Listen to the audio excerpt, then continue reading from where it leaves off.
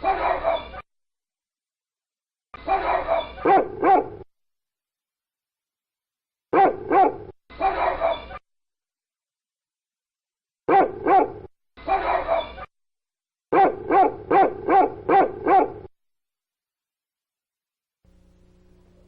evening, ladies and gentlemen. Welcome to another session of Toward a Quality of Life.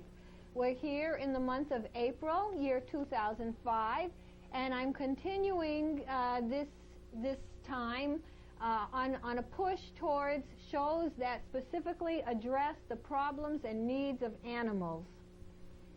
We want to talk all kinds of ways about the problems facing animals and bring a greater awareness to people. Many of us love animals. We know that. The majority of us by far love animals, and we just want to keep bringing a greater awareness for all the situations that animals need help with and all the people involved in giving them that help. And tonight I have with me a person named Sue Webb, who is here from the town of Wellesley, Massachusetts. And good evening to you, Sue. Good evening. And Sue, I'm told by people in the business of helping animals, is known far and wide. She's a bit of a legend here in the state of Massachusetts and perhaps elsewhere because she works tirelessly for animals, and people know about her far and wide. She teaches people ways to take care of animals, ways to help animals that are lost, ways to treat animals that are hurt, ways to trap animals that need to be taken out of the wild for good or temporarily and get taken care of. She's studied a lot about how to take care of animals and is certified by the state of Massachusetts in an animal control officer control program. She is in the town of Wellesley, the animal control officer, and she's also president of a nonprofit group called Stray Pets in Need. And today we also have a star of the show that I'm going to introduce right now because we love these animals so much. And you can see on the camera we have here a search and rescue dog named Hatia. What kind of dog is this, Sue? She's a golden retriever. She's 5 years old, and we've been doing search and rescue for 5 years. As soon as I brought her home at 8 weeks, we started training. Wow. Did you get her from a breeder? She came from a breeder. She did, yeah. My other hound I have at home came from a rescue, and that's a bloodhound who also does search and rescue. Also. What kind of stuff has Hatia done? Well, she's trained, oh yeah, you're happy, just to find any human scent upwind. So her name means wind in the Nez Perce tribe, so she uses the wind to smell a person and locate them, as opposed to the hound dog, which takes a piece of clothing and follows the scent of where a person walked. So we do a lot of woods searching. So she went to school for this, right? Or did you train her? The handlers go to school for it and then train their dogs. So we all get together and help each other out. You went to school to learn how to do this with her. Yes. I see. How long did that take? It takes a couple of years to get the dog, and the dog through a full training. I see. And you have a bloodhound who also is a search dog, search and rescue, and you have... He's pretty much retired now. So he's retired. Starting to look through the rescue groups and get a younger bloodhound. I see. So what, you rescued people that were lost in the woods or that kind of thing? Yeah, it was like Alzheimer's patients go wandering off. I see. Or kids get lost. And there are two cats in your house, I should say. One is yours and one is Hatia's. Yes. Is that right? So she's got her own cat. They're very good friends? Yeah, she claimed that kitten when we first really? Found it in a paper bag on the side of the road. And she carried it around in her mouth. And oh, really? Kisses it. Yeah, she carries the kitten in her mouth now when it's it was a big cat, and she tries to carry it. Oh, it doesn't isn't that wonderful? So this dog is full of love, huh? Yeah. I see. What a nice dog, yes. She also helped me in my work in animal control. Mm-hmm. That she comes in and helps to demonstrate to the kids how to behave around strange animals, how to ask first, how she needs to sit while they come and pat her. But we also have them tell the kids not to scream and run and wave their arms, because that gets the dog all excited. And when I do that, she gets all excited and bounces around.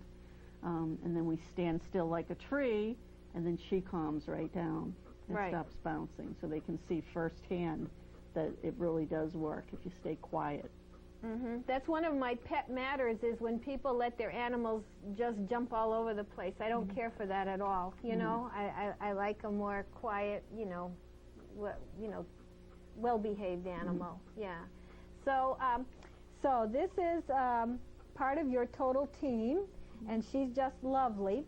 And I know before we went anywhere on this show talking about more things, we wanted to bring up something I suppose you were quite involved in. Would that be fair to say?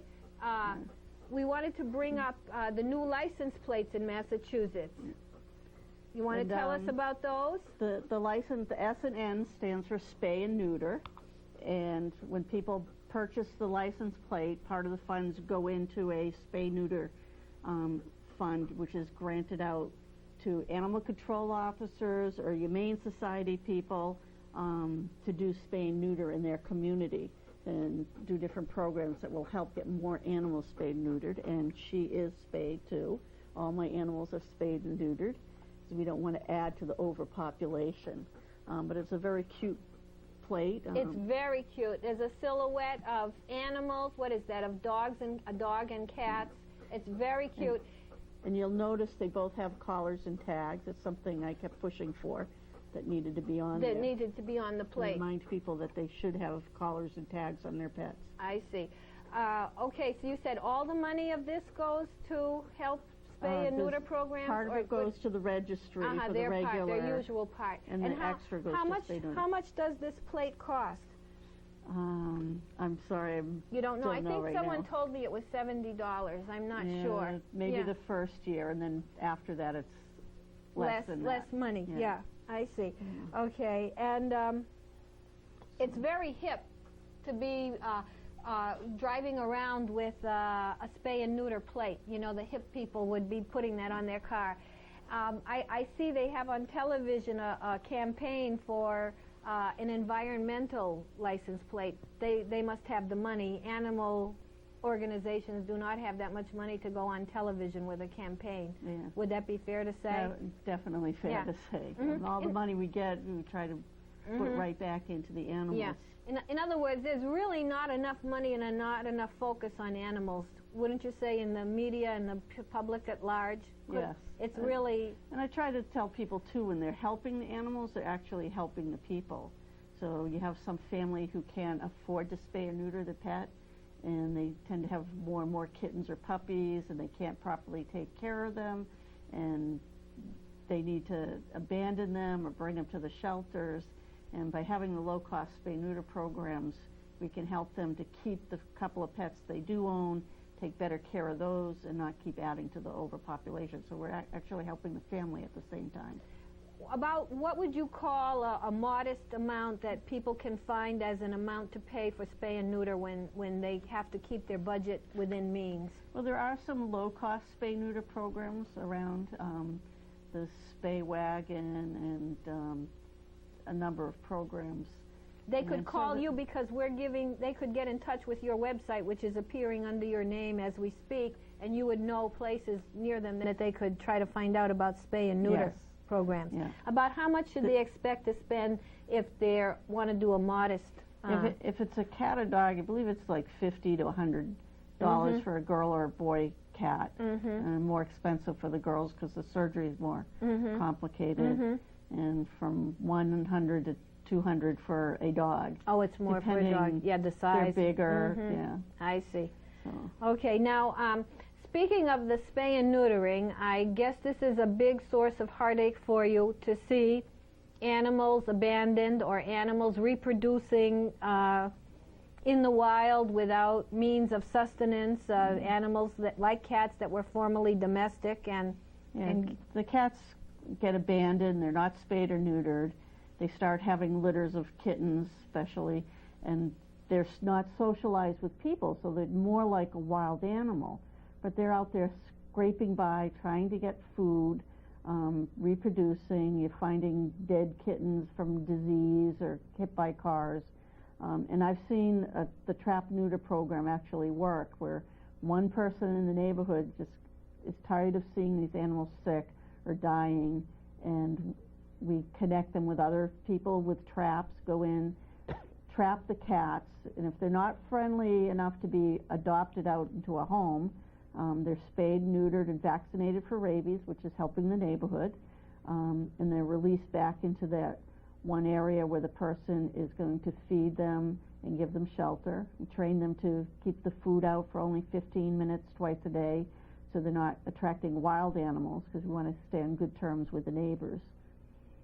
Yeah. Now,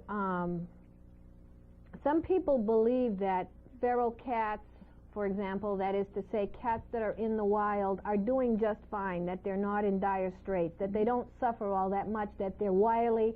So just the other day someone was telling me, after all, they're the greatest predators on earth, cats. So they do just fine, don't worry about them. What do you think about that? I get the ones that aren't doing fine, and there's hundreds of them that are not doing fine. They're not getting enough food. Even if somebody's feeding them, they're not fixed. They're fighting with other cats for territory. They're catching all kinds of parasites, internal and external parasites. So a lot of them, when we trap them and bring them in, they're loaded with fleas or ticks. They have parasites. They're anemic. They're scratching their ears out because they have ear mites. They're just in a horrible condition. And what about worms? Don't they get worms yeah, too? That's the internal parasites. Lord. So any food that's going in is being absorbed by the worms, the parasites, instead of the cat. Does a cat then suffer more possible things like this to happen to it than a regular wild animal? Is it more susceptible because of its domestic background, or? Yeah, it doesn't have a niche to fit into the environment, and then you get them in the suburbs, and there's just enough food for them to keep reproducing, but not enough to keep them healthy. You can see they sometimes have those lean bodies with bellies that they just look. You can tell when they're really in bad shape. Yeah. So partly by getting them, removing them from the community, and getting the ones adoptable placed, and getting the others spayed and neutered, it helps the whole neighborhood. You have less stray cats, less cat fighting. They're vaccinated for rabies, so there's not so much threat to the community. It just makes it a much nicer area for both the cats and the people. Now, you said cats is a particular dilemma, more so than dogs. Yeah, people see a dog eating out of a dumpster, they call. They see a stray Their heart dog. goes out to the dog more, would you say? No? Sometimes it's because it's a dog, it means more value to them. And others, they just know that dogs, there's leash laws, your dog shouldn't be roaming around loose. But cats, they see the cats and they never call. We recently had one cat that was missing for 7 months, and you wonder how many people saw this cat but never called. And then finally it had lost a lot of weight and was very hungry, and it came into somebody's house, and we put the picture in the newspaper, and the family was surprised that their cat was still alive. So you're always trying to pair animals with their possibly lost companions, human companions. When I bring an animal into the station, they're like, "Oh, is that a lost pet?" And I say, "No, his owner's lost." So you never want to think a pet is lost. And then these animals do have to be euthanized that are brought in. They're checked over by the veterinarian, and some of them are in such bad shape, hit by cars, or injuries, or they've gotten into some poison. It's actually a more humane thing to do, to euthanize them, and that's really hard. It's hard for the veterinarians. They didn't get into that field for euthanasia. I stay with every animal that they euthanize because I know it's stressful for them.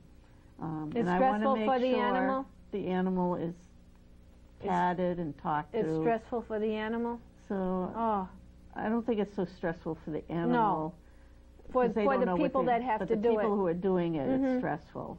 Even when you know there's nothing you can do to make it better, it's still hard because you know if it had been taken care of in the first place, we wouldn't be here. And not only that, you can empathize because it could be your life being snuffed out. So you know that this is a life getting snuffed out, and this is not a joke.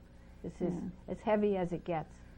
Yeah, so people, you, like I said before, you go through heartbreak over and over again. Yeah, every time we have to put an animal down, it's difficult. Even when it's a wild animal and I have to bring it in, it's a life that we're How are the wild animals faring generally? So in a town like Wellesley, do they have places to roam, or? Yeah, they actually have more, like raccoons, in the suburbs and in the wild area, because you have more people leaving trash out, so there's more food supply. And instead of living in trees, they get into attics or garages that aren't maintained, or sheds, so they can find shelter and food, so the population can go up. And when the population goes up, if any disease comes through, it's quicker to run through the whole population. So, you know, one year we'll see a lot of rabies, and then the next year we may see a lot of animals getting distemper, and there's other diseases. So when the population goes up, it's kind of nature's way of bringing it down. But meanwhile, we're out there picking up all these sick animals, trying to make sure that kids or pets don't have interactions with them and get injured. But if they were just in really unfettered circumstances of wilderness, would they be getting these diseases to this extent? It wouldn't be passing through so quickly through because there wouldn't be so much interaction between the animals. I see. The closer they come together, the more people feed them, the closer they are, the more the disease gets in and just wipes through the whole colony or group. I see so many, I mean, God forbid not lately, but some years, like maybe a year or two ago and before that, so many raccoons dead or injured on the road. Is trying to cross the highway to food, or what? Yeah, some years the food source dries up. Yeah. And if you don't have a good crop of acorns for the squirrels or whatever the food is for that species of animals, they have to search further for them. And in the suburbs and the city, that means crossing more roads. And the more often they cross roads, the more likely they're going to be hit. So it's kind of a cycle thing, too. If there's a lot of food, they don't have to go far, they don't get hit. But if the food dries up and they're wandering further, they're more likely to be hit. You know those geese with the tall necks that pick at stuff in the grass? Yeah. I don't know. It's Canada geese. Is that what they are? I just saw two dead on the You can see them in Boston sometimes on roadways with busy traffic, and you're just dying because you're hoping the cars will slow down for them because they're crossing sort of oblivious to the cars. And the first time I saw two dead ones on Route 9. Well, originally they migrated to have their young up in the tundra, so they would have these wide open areas to graze in. So now you have the big clover leaves that are nice grassy meadows for them to graze in, so it attracts them into those areas. But you see them in Boston in some of the most isolated tiny spaces within the city complex, like on a little plot of grass, you know, where everything else is concrete. You know, just, I guess, trying to find a bite to eat. Yeah, they're natural grazers, so they're looking for the grassy area. How do you feel? What do people work on trying to have more wilderness? Is there work going on besides the Sierra Club? I mean, is that on people's agenda? Yeah, at least in Wellesley they passed that community preservation, so they've been able to pick up some more money to buy some land and keep more parkland.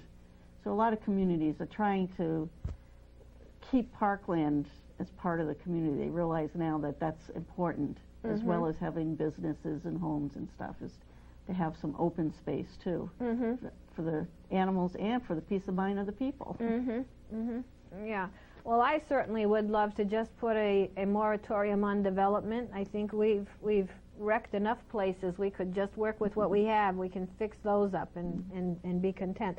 Now, since we were talking about the spay-neutering and the mass license plate you can buy, to help animals and have some of the money you spend on that plate go towards shelters that help animals.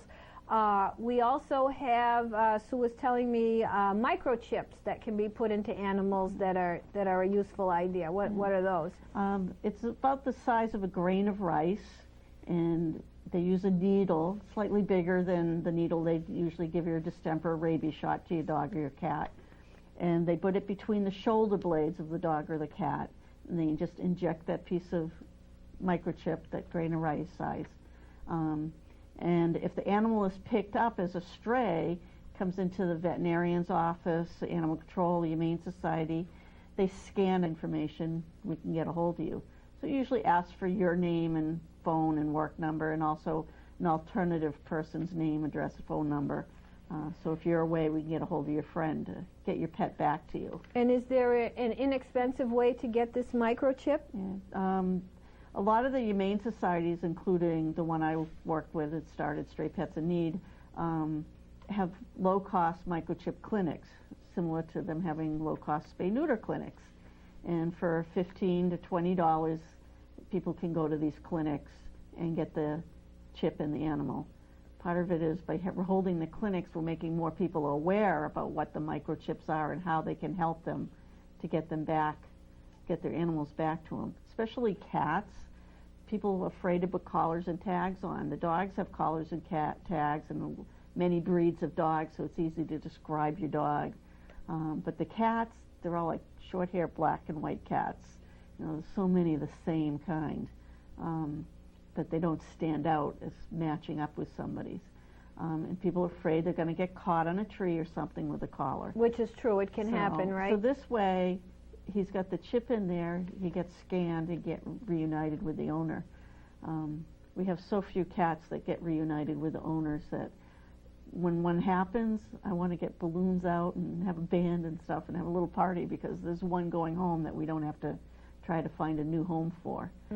We've had cats from Westwood show up in Wellesley. We've had a family traveling. Do you think they walked there, or did they hitch a ride? Probably hitched a ride in a car. They tend to do that. Yeah. I helped a police officer get a Siamese cat out from his spare tire underneath the car, and he was able to put signs up in his neighborhood and find the owner and get the cat back, because he didn't have a microchip. We've had friends traveling cross country where the animal jumped out of the car and it was brought to the local shelter and it was scanned, and they were able to call back to the family's friend back in Massachusetts and tell them where the hotel was they were staying So what's at. with cats? They hitch a ride? What's the story here? Some cats hitch a ride. They crawl into a tight space and go for a ride, or the window's open and people don't realize They're they very climbed curious, in. as the saying goes, right? They're always getting into something new. Yeah. So, And this can be a real problem. you know, we had to take the spare tire off the car to get the cat out from under the tire. I don't know how he got in there, but he was stuck in there and couldn't get out. Can cats travel a long distance on their own feet? Yes, I've had them cross several town lines. Really? They've gotten frightened, something scared them, and they start running. And before long, they don't know where they are, and they keep wandering, looking for somebody to befriend them or let them in. And again, a lot of people just ignore them. It's a cat; it'll go on its way. If it was a dog, they'd be calling instantly. So we've had construction going on in the neighborhood, and that scared the cat out of its own territory, and he couldn't find his way back. Yeah. Well, since we have Henry here on camera, let's have another look at the star of the show this evening, the search and rescue dog, who's 5 years old, and her name is Hatia. And we love animals, and we love this beautiful doggie. And she does work finding people by smelling their scent in the wind. Yeah, and you see how nice she is? And as Sue was saying, if you're excited and let her be excited, she'll be excited. And if you're calm, she'll calm down. See? So your dogs don't have to be acting out. They're just following whatever. I don't want to call people who have dogs masters. That's taboo, isn't it? Isn't there a movement that you're not a dog's master or a cat's master? Yeah. I'm trying to remember what they're calling them now. I used the word companion, but I forgot what it might be. You know, it's not companion, but sort of like custodian, or, you know, a guide of some sort. something like that. Yeah, it's on those lines. Yeah, not even custodian. That's a little bit too heavy. Yeah, yeah.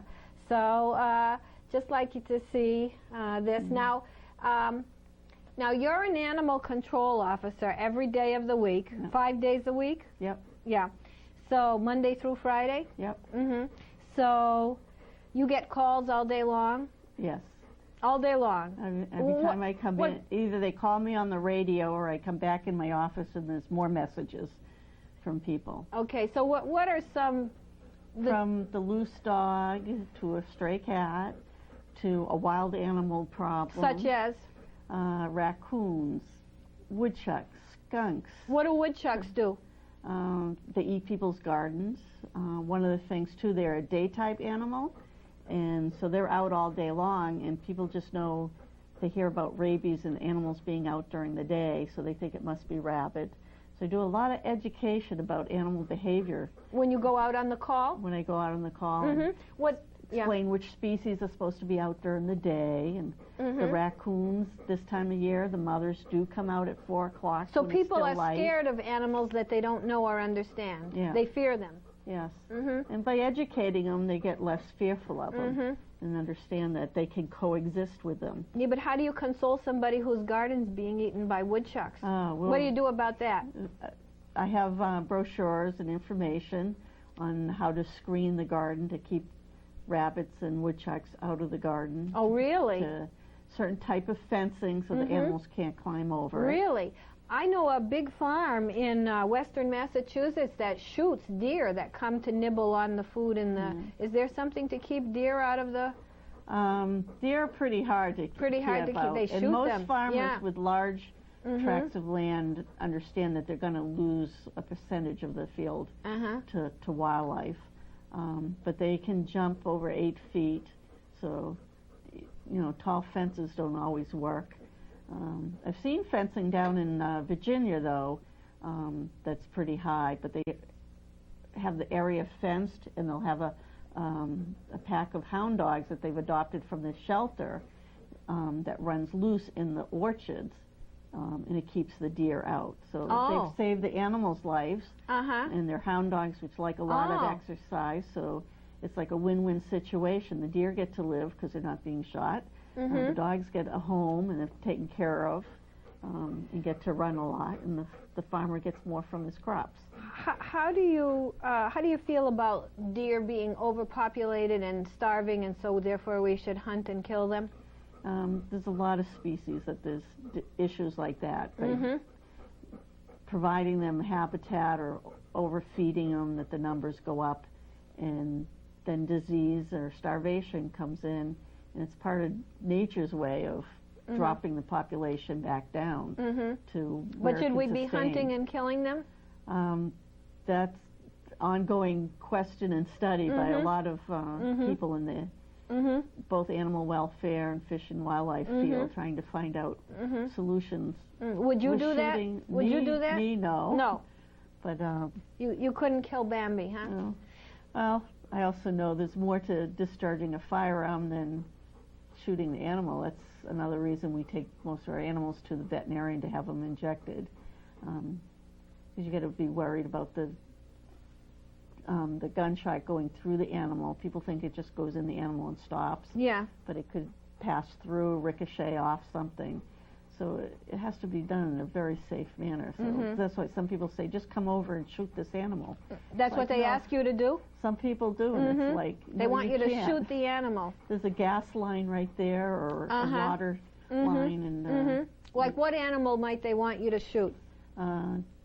A lot of times they call up for raccoons. Raccoons, they just want you to shoot the animal. Yeah. Oh, that is sad. And most of it is just fixing the problem, or it's attracting them to the property. If they've started residence in a hole in the attic, they need to secure the attic and fix the hole so they'll move on to more natural habitat. Yeah, unfortunately, a human solution to a lot of stuff is just kill them. Yeah. Just like in Iraq, we're going to kill everything that's bad, and then we're going to be okay. Yeah. Well, so kill is a common... Yeah. Well, we found that when people, even when they trapped and moved animals, it's illegal to do that now, but before we thought that was a good thing to do, to trap them and move them, but it spread disease within animal population. That's how the rabies got spread up the East Coast with people moving sick raccoons. But there's other diseases that can be spread. The animals going into the new territory have to fight with animals already there and don't know where food and water is. So everybody. But meanwhile, the people didn't fix the problem, so a relative of that animal moves in. So they have the same problem again and again and again, because they never fixed what was attracting the animal in the first place. So animals have their spots in the wild, kind of animals have their spaces, and you can't just introduce more animals even on that basis. Right. Because territory's at a premium, space is at a premium. But you're saying if they have a problem, be it with woodchucks or rabbits or whatever, it's likely going to continue unless they find a functional way and not just a killing way, or call the animal control officer and get rid of it. Correct. You gotta fix it so not only this animal isn't causing the problem, but any of its descendants or relatives don't come and cause the same problem. Right, and especially you can't leave your trash out, for one thing. Right, we solved a lot of a rat problem so far in Boston by securing our trash containers. Boy, we were having rats running down the sidewalks. Rats, raccoons, anything. Yeah. Well, we used to have raccoons and possums. The city is we used to have cats, abandoned cats. You do not see that anymore. You do not see that. People are securing the trash. No. It's so difficult for an animal. There's really so little place as time moves on, fewer bushes, more intensity in the city, that there's really less and less possibility. You know, if by some fluke they arrive here, they used to be able to hop under the bushes or whatever, they will be gone soon. Won't be long. They won't ever make it. They can't make it. They used to be able to hang around for a while. That's why they hang out in the suburbs. They cannot make it. The lawn and the row of trees and then another lawn, so it's good habitat for wildlife. Now, you said that mass laws do not allow you to just dispose of wild animals at your whim. Yeah, is that against the law? Yes, and they don't want, especially when rabies came in, everyone's like wanted to shoot everything, and people would be going out there and destroying healthy animals just because of fear, unfounded fear. That's what people think. With the way rabies has been talked about, they see a raccoon and it's just an awful thing to see. They want to be away from it and get rid of it. So again, it's teaching them what the normal behavior is. Like 4 o'clock at this time of year, you're going to see a raccoon coming down the tree because it has to get food for the young, so it has to be out earlier. Although most of their activity is after dark, the females tend to come out at 4. I'll never forget some video I saw years and years ago of a raccoon showing its young how to wash clams before they eat them. Oh, geez. One of the smartest animals going. Raccoons, aren't they very intelligent? All animals are intelligent and unique in their own ways. They are, absolutely. So you appreciate all of them, whether they're wild or domestic. Absolutely. You just appreciate them for what they are. And I'm trying to teach people to appreciate the wildlife from a distance, not to put food out for them and attract them in close. A lot of our problems have been people feeding wildlife. Then the animals become accustomed or expect food from people, and they start demanding it from people, and that behavior can look like rabies, coming up and begging for food, and then we end up having to remove that animal so a person doesn't get hurt or a pet doesn't get exposed. So actually people who feed animals are putting a death sentence on the animal because they're training them to come to people for food. How about feeding birds in the city? Should we do that? So, well, the birds, a lot of the birds can get it in the wintertime, but in the summertime they don't need it. And that's when So don't do it. Not in the summertime. You're more likely attracting rodents around the feeders. Really? From all the spilled seed and stuff. Yeah? And the birds should be out there eating the natural food, seeds, or if they're eating insects, that's good. Let them eat the mosquitoes and everything else. Do the little sparrows eat mosquitoes? They eat a lot of seeds. There's different birds that eat seeds and bugs and stuff. So they can keep some of that under population. I don't think... But some of the seeds pass through the animals and get germinated and start new plants. So We want them to do that. Do that as well. But I don't think there are any seeds for the birds around, are there? Not in Boston, but there are birds. I wonder where the heck do they get their food? There's plenty of little places with enough bushes and seed bushes around that they can find. Well, you see them living on streets where you don't see any bushes. Yeah, more if they're on those streets, it's because people are leaving like breadcrumbs and stuff out for them, which actually isn't healthy for them. It's not good. Don't do it. Especially white bread. Not good. Not good. Not healthy for the animal. They're supposed to eat seeds. Yeah, seeds or bugs. Each species eats different. Okay, and so you say generally don't feed them at all. Yeah, we have some domestic ducks in Wellesley, and people were feeding, and they were throwing all kinds of. We had the middle school kids help with a survey, and asked people what they were feeding and what they thought the ducks should eat, and they were giving them Cracker Jacks and peanut butter and jelly sandwiches, and it was just horrendous. Plus, they were feeding all the wild birds. And so the more wild ducks they fed, the more came. So there were too many of them in a congested area, and it was very unhealthy for our domestic ducks. So they started a program of signs and not feeding and educating the people. And we actually have volunteers now who bring corn down for the domestic ducks. And they leave the trough. The domestic ducks eat it, and then they pick it up so they're not leaving anything on the ground for the rodents and stuff. But they do that every day, and the domestic ducks stay healthy. As far as our local birds go here in Boston, we shouldn't be feeding them even the proper food? So, well, in the wintertime, they need help surviving. They do need help. And then you can just cut them off? They'll find plenty of food. Like right now they can find food? Not yet? Not yet. Probably another month. I see, so you can still feed them. You can see all the buds starting to come out everywhere. They're about ready for the seeds to come out. Okay. Now, and so when people buy feeders for their yards and stuff, is that a good idea or not? It's not? Again, feeding in the wintertime is better than the summertime. And also what they're feeding. Like if they're in the suburbs having feeders, not a good idea? No, we've had too many problems. Even in the winter? We've had problems in the suburbs with the rodents coming under the feeders, and then the coyotes coming to get at the rodents, and then people being upset that these predators are in the backyard. I see. But they attracted them there. I see. I see. So don't get feeders if you're in the suburb. So people like to bird watch. They like to put a feeder in their yard, and they get all these different kinds of birds that some are not even usual for the area coming. Some of them you can put different plantings around your property to attract. You can put some blackberry bushes out there, different things. Yeah, but then you'd have to dig a hole and put a plant in the ground. That's another story. Well, the other thing is they put the feeders, they fill it up, and they never change it. The seed gets wet, and then the birds get sick on the mold growing on the seed. Oh, really? So oh, boy. Whew, so there's a lot more involved to feeding the birds than just putting it out there and forgetting about it. Boy, this is a complicated matter. This whole thing is very complicated. I do a lot of education with people every day. It's not what you might think. We haven't always thought about the whole process. No.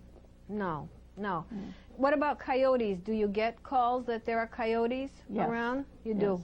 And we keep track of like the date, the time where they saw it, so we can see like is there a certain pattern that they're going in.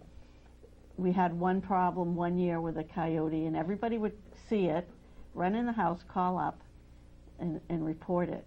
And after we did the education program, the next year, people would call up, and I'd say, "What did you do?" And they said, "I yelled at it, it ran away. Then I came in the house and called you." That's what they were supposed to do? That's what they were supposed to do. Yell at it. So that it knows it's spotted and it knows it's supposed to avoid people. But before, when people just ran in the house, the coyote's saying, "Well, they go away. I can hang out here, no problem." So they learned that, no, we're not supposed to hang out here. Do you ever have to pick a coyote up and take him away, or? Once in a while, one gets hit by a car. Oh, jeez. So yeah. Sometimes they're alive, sometimes they're not. Oh, my. So we have to. And it's very dangerous when they're alive, right? Yeah, we have to be very careful. I have equipment that I use to pick up the different animals, from special gloves to.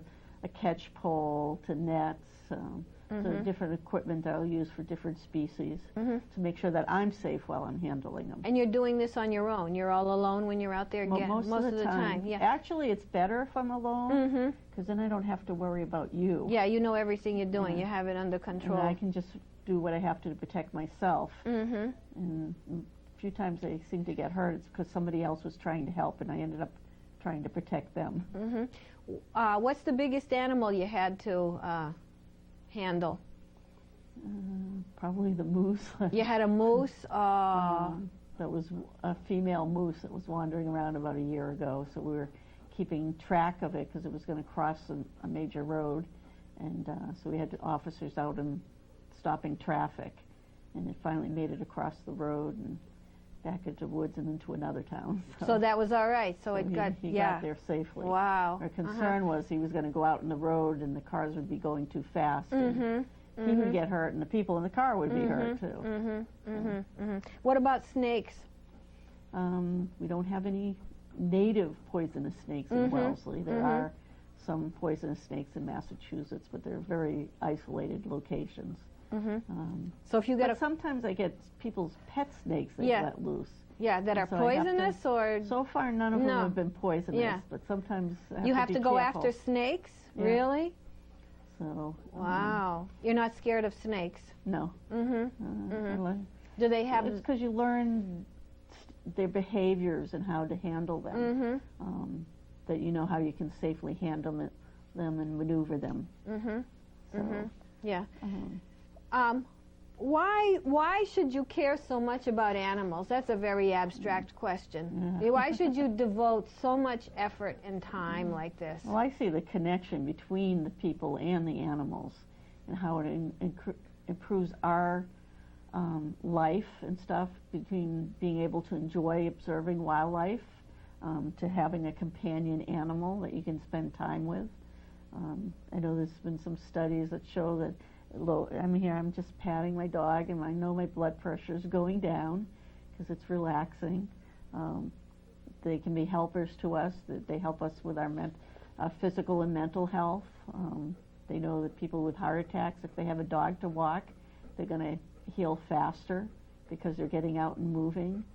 We know a lot of seniors will have pets, and they'll do better because they have to get up and take care of the pet instead of staying depressed and not moving around.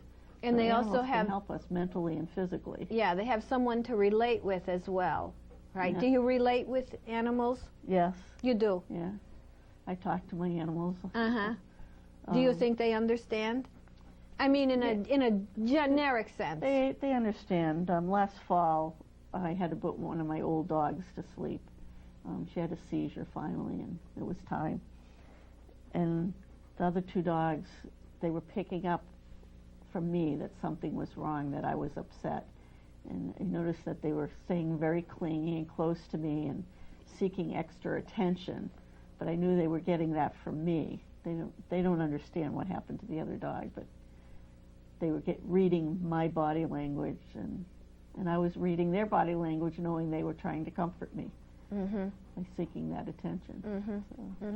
Do you think animals, how do you feel about the idea that humans might be like a step above animals, much greater than animals, and more worthy of, protection? And when I was a little kid, I said, if my pets weren't going to heaven, I wasn't going. We'd all be there together. So the more and more we learn that animals are much more sensitive and intelligent than we once thought. We keep learning more wonderful things about them and how to relate to them. So they're just as worthy of our respect and attention. Yes. Yeah. And what, if you can think of it, what would be a main thing? I know you go around educating, but to the average person who's not involved in this kind of career path, what could they do that could be useful to help awareness and progress with animals and human relations? Well, we have people who can't own pets or might have allergies or something, but want to help out in some way. And we've had people making beds for the animals at the shelter or helping with a fundraiser. We've had some people who maybe aren't in a place where they can have an animal now, but they can do foster care. They can take the dogs for a walk or foster a cat that needs some recuperation before it can be adopted. So there's lots of little things they can do. We have a network of people who do foster care for domestic violence people, so they have to leave the situation and have no place for their pet. We have people who will do foster care for that pet until the family has gotten things straightened out, found a place to live, and can be reunited with their pets. Mm-hmm. So there's things people can do. They can go down and volunteer their time in most any animal organization in their area, and there are many. Just look in the yellow pages. Direct care with the animals to doing some of the behind-the-scenes work that needs to be done. A very worthy cause. I know most people love animals. Okay, here we have Hatia again, giving her love. What do animals give unconditional love? What do you think?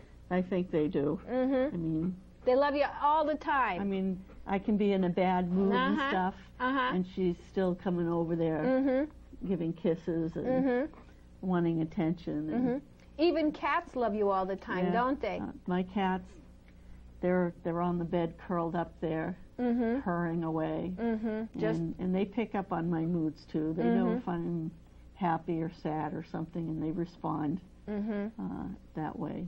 And, give you extra attention when you need it, or pest you and say it's time to get up and stop moving around. And cats are so very different than dogs. We know that, don't we? Yes. We know that. Each species has a unique thing. But I think some people think cats are very aloof. But we have so many cats that meet you at the door when you come home and follow you around. So they're not as aloof as people used to think they were, especially indoor cats where they're safer, not getting into parasites or injured. Then they really want more companionship from their human beings. And also you have to be on the wavelength with cats that do seem aloof. They're not really aloof at all. I mean, they're always involved in there. I always remember a cat I had. I don't have any animals now. I really can't keep animals, but he never liked to be held or touched really.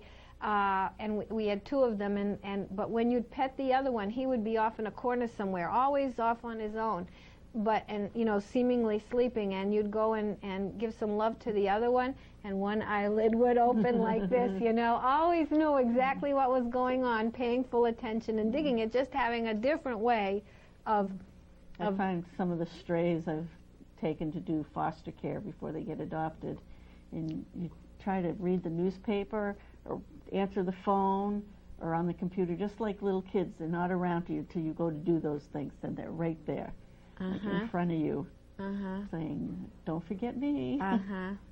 Or I liked it the way it was before when you weren't having to do something else.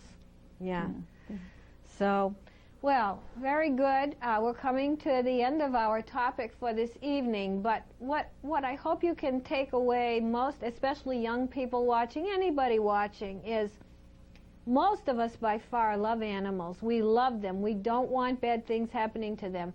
Animals that are abandoned, that usually would be domestic, such as cats and dogs, etc., are in dire straits. They're not having a good time. It's serious. So we should all help out as we can to get microchips into our animals, to have somebody help with programs that can help spay and neuter them, even if they have to live in the wild. So if you have cats that are hanging around that nobody owns in your neighborhood, please call your local organization or get on the website that's been advertised here tonight and see how you can come together, maybe with some neighbors, and get in, or by yourself, or whatever way, or some help from somebody outside the community to trap animals and get them spayed and neutered, because we do want to stop the misery of animals having to live in conditions that really are suffering for them. And we also want animals out of the laboratory, out of the research laboratories. We want habitat for animals in the wild. Now, we do not want to take our dogs and cats and put them at the dinner table in tuxedos and make them talk a special language, but we do want to give them their just place.